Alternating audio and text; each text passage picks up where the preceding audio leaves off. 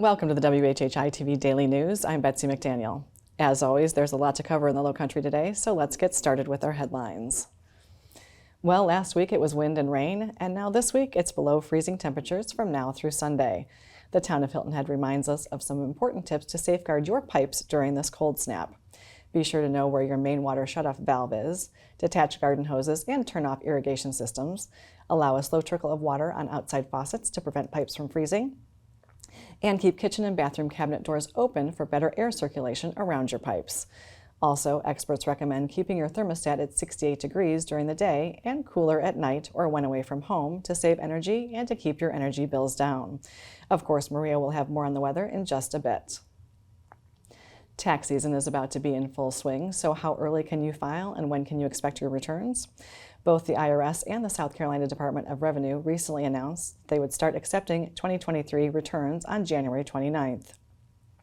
The IRS will also begin processing returns that same day, so if you file a return online and opt for direct deposit on January 29th, you can expect a refund within about 21 days.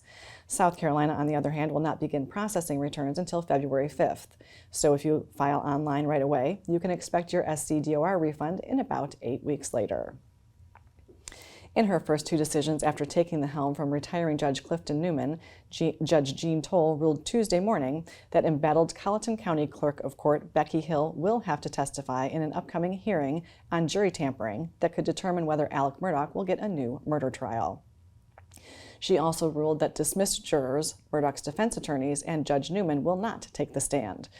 Tuesday's hearing appeared to be a bit of a setback for the defense team as Toll made it clear that the next hearing, set for January 29th, will be tightly focused, with Murdaugh's lawyers allowed only very narrow questioning of Hill, and that she, not the defense nor the prosecution, will be doing the questioning of all the jurors who found Murdaugh guilty.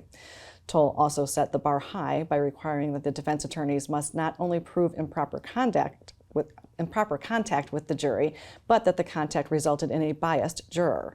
The defense team had hoped that they would only need to prove improper statements were made by Hill. All proceedings will be open to the public. Congratulations are in order for Dr. Kathleen Corley, the principal of Red Cedar Elementary School in Bluffton, as she has recently published a book called The Magical Place We Call School. The book addresses how children think and learn, what it takes for them to succeed in and out of school, and how students' home life can affect their performance in school. Dr. Corley will be on hand this Saturday, January 20th, at the Barnes & Noble on Hilton Head to sign copies of her book. That event begins at noon. And it is now officially official. After a week's delay due to last week's bad weather, Larry Toomer has been sworn in as the new mayor of Bluffton. He takes the gavel from Lisa Selka, who had been there since 2007. Toomer, the owner of the Bluffton Oyster Factory, has been on town council since 2012 and was most recently re-elected to serve a council term that would have ended in 2026. A race for that seat is ongoing. After being sworn in, adding a bit of levity to the proceedings, Toomer promised to outdo Mayor Selka when it comes to recognizing the students of the month by buying them lunch with the new mayor and even allowing them to select the meal. The media sources on your screen will have more on these and other stories, and we would love for you to like us on Facebook and follow us on Instagram at WHHI-TV. And if you have an idea for a news story, we'd love to hear it, so drop us a line at news@WHHITV.com. And now here's Justin Jarrett with what happened last night in the Lowco.